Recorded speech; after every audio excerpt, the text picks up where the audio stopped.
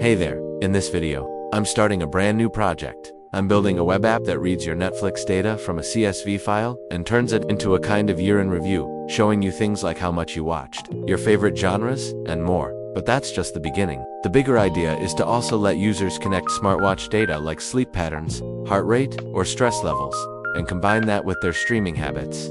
So eventually you might be able to see if horror movies mess with your sleep, or if you're more relaxed after watching a comedy. In this first episode, I'm setting up the basic structure of the app using Next.js, and I'm building the sign-up and login forms.